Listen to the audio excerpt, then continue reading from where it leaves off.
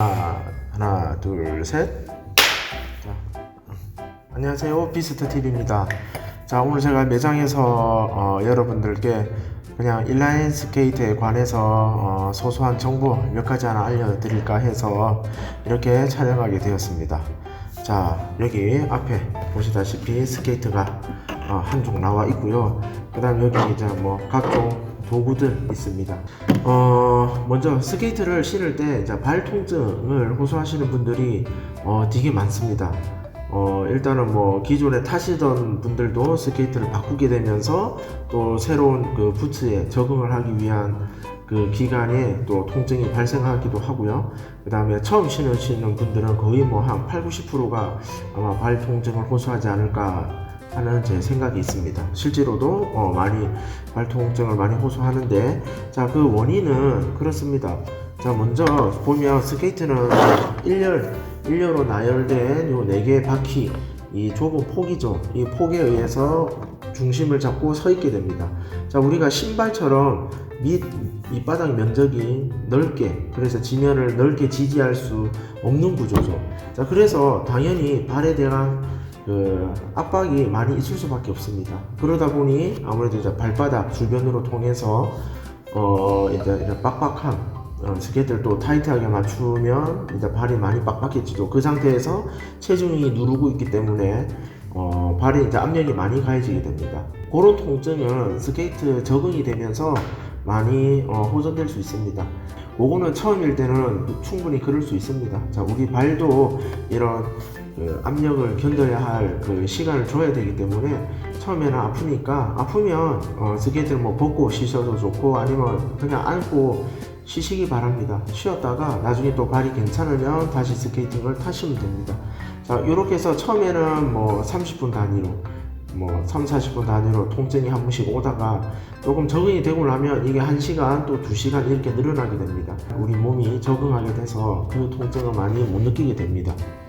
자, 문제는 이제 발의 형태에 따라서 이제 통증이 생길 수가 있는데, 예를 들어 이제 주산골이라 해서 발 안쪽 면, 자, 여기 이제 발이라 생각하시면 안쪽 면에 이제 뼈가 튀어나오신 분들이 많아요. 그렇거나 아니면 복숭아뼈의 위치가 되게 높거나 낮거나 해서 이 스케이트가 체결해주는 이 커프라든가 이런 이제 발등 스트랩 부분에 딱딱한 부분이 딱 하필이면 거기 닿여서 통증이 생길 수도 있다는 거죠. 일단 지금 이런 문제 같은 경우는 좀 해결하기가 조금 힘들 수가 있습니다.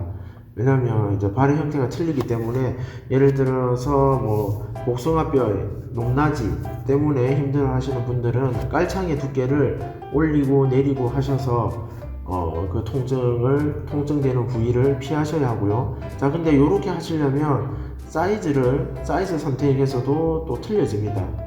자기한테, 물론 스케이트는 발에 딱 맞추는 사이즈가 딱 좋긴 한데, 만약에 본인이 복숭아뼈 위치가 틀리거나 하시다면 사이즈를 좀 가급적이면 한 사이즈 크게 가셔서 깔창을 2개 깔거나 아니면 뒤꿈치 쪽에 좀 뭔가를 하나 더 떼어서 이제 이런 주산골이라던가 복숭아뼈의 위치를 좀 올려서 신으시는 아마 그런 방법을 선택하시는 게 좋을 겁니다. 그리고 또 스케이팅을 타면서 또 통증이 있을 수가 있는데요. 자, 일렬로 생긴 스케이트 중심이기 때문에 우리가 이래 안쪽, 바깥쪽 이렇게 기울임이 생깁니다. 자, 이렇게 기울임이 생기게 되면 여기 보시면 커프 끝부분이 처음엔 괜찮은데 이제 이너 부츠의 숨이 여기가 좀 두께, 요거 이제 딱 좀 압착이 돼 버리면 이 커프가 이렇게 짓누른 형태가 발생이 돼요. 자, 이럴 때 또 다시 이런 종아리 밑에 부분이 이제 통증이 생길 수가 있는데, 자, 그럴 때는 이런 얇은 패드를 사용하시면 좋습니다. 뭐 이제 요런 거는 이 용도 말고도 보면 뭐 이제 가구 이제 밑바닥에 그 이제 바닥이랑 이제 스크래치 나지 말라고 이런 식으로 덧대는 재료들이 있습니다. 꼭 요거 아니라도 괜찮으니까 유사한 형태의 다른 이런 쿠션을 줄 수 있는 요런 걸 하셔서 여기 사이에 붙여 주시면 됩니다. 이런 식으로. 자, 이렇게 되시면 좀 더 탄탄해져서 이렇게 나중에 짓누르더라도 여기 이제 통증이 좀 덜 오게 할 수 있으니 요런 거 대주시면 어디 아픈 부위가 있다라 하면 이제 요런 거 좀 대주시면 조금 해결이 됩니다. 어쨌든 뭐 스케이트가 좀 우리 발을 견고하게 잡기 위해서 이런 나온 부속품들에 의해서 짓눌러지는 거기 때문에 어디 짓누르는 부위는 저런 형태로 사용하시면 좋습니다. 자, 그리고 그다음 두 번째는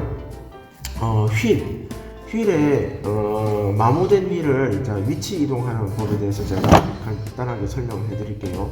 자, 보통 스케이트를 타게 되면 자, 이런 안쪽과 바깥쪽으로 나눠지게 됩니다. 그러면 이제 아무래도 푸시를 하게 되면 밀어내는 푸시가 이 안쪽 면을 조금 많이 쓰게 되겠죠.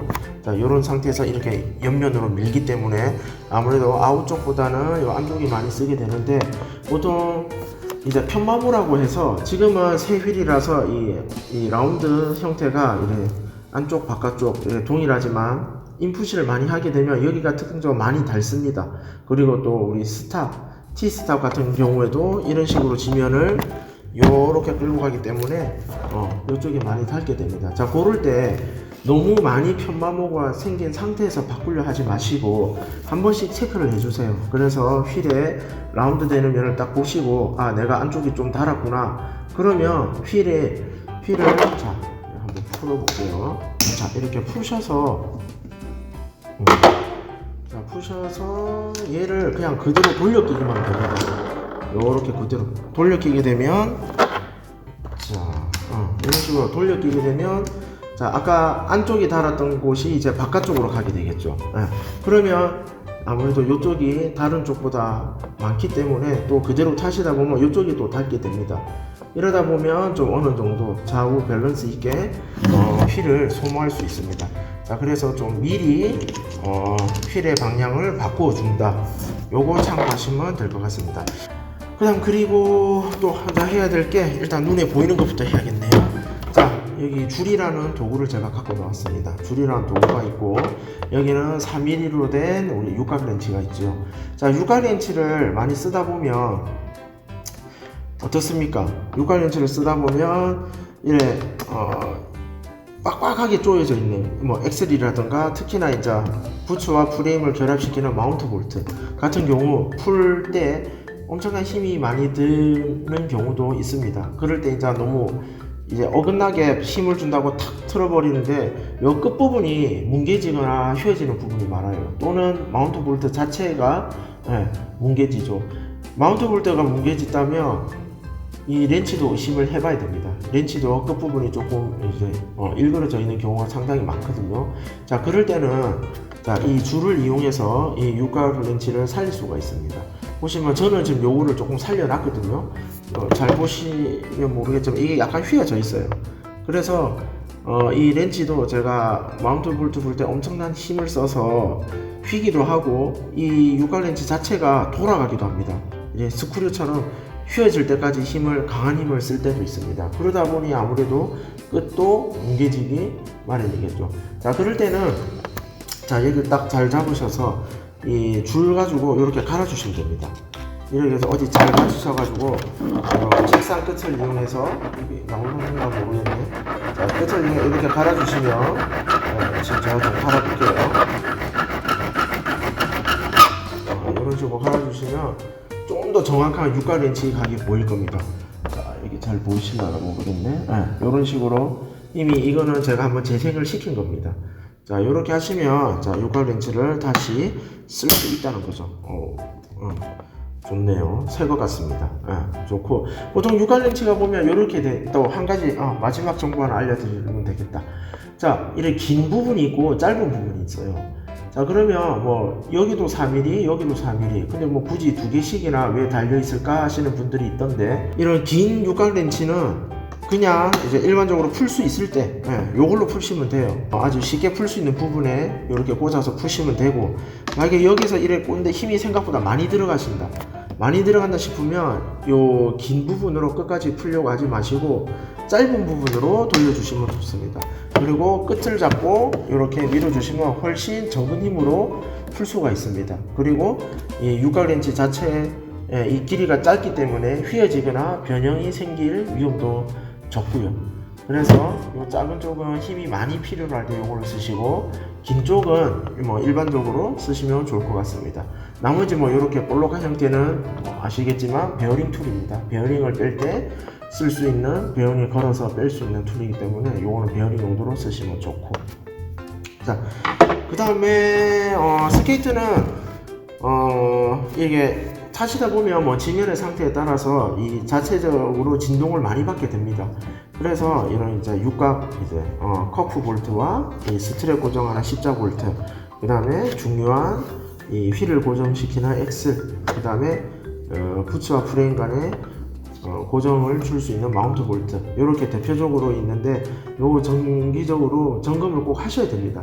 하셔야 되는데 솔직히 타다 보면 귀찮아서 잘 하게 되지 않아요. 뭐 어쩔 때는 풀릴 때도 있고 어쩔 때는 뭐 안 될 때도 있고 그렇습니다. 그래서 막 주로 로드 많이 나가시는 분들 좀 이제 길이 항상 반듯하고 좋지는 않지 않습니까? 뭐 아스팔트도 뭐 좀 덜덜 하는 곳이 있고 부드러운 곳이 있고 이러는데, 로드를 주로 하시는 분은 한 번씩 꼭 점검을 해 주셔야 하고요. 아니면 그냥 공원이나 좋은 이제 깔끔한 뭐 대리석이라든가 스케이트장에서 타시는 분들은 타시다가 약간 따그닥따그닥 소리가 날 때가 있을 겁니다. 그게 어떤 소리가 아니면, 자, 제가 이거 좀 풀어볼게요. 그러면 요렇게 자, 약간 따그닥 소리 나죠? 자, 요럴 때는 휠이 풀렸다는 걸 의심을 해 보셔야 됩니다. 그리고 자꾸 이렇게 흔들어 주시면 따닥따닥 소리 나죠? 자, 요런 거는 꼭 쪼아 주셔야, 자, 이렇게 꽉 쪼아 주면, 자, 제가 흔들어 볼게요. 아무 소리가 안 나죠? 이렇게 둥탁한 소리만 납니다. 자, 요런 것은 막 이게 뭐 풀린지도 모르고 이렇게 타시다가 특히나 또 고속으로 갈 때 바퀴가 갑자기 빠져버리는 경우도 있거든요. 그러다 보면 프레임이 바닥에 박히면서 우리 몸이 그대로 뭐 굴러 나갈 수도 있습니다. 그렇기 때문에 이런 진동에 의한 풀림, 이런 점검은 꼭 필요한 부분 같습니다. 이상 제가 몇 가지를 제가 알려드린 것 같습니다. 자, 몇 가지로 여러분들 스케이트 타실 때 이 정도 정보는 충분히 알고 계시면 좋으니까 한 번씩 점검 꼭 하시기 바라고요. 또 저는 또 여러분들에게 도움이 될 만한 정보를 가지고 다음 또 촬영에 임하도록 하겠습니다. 자, 이상 비스터TV였습니다.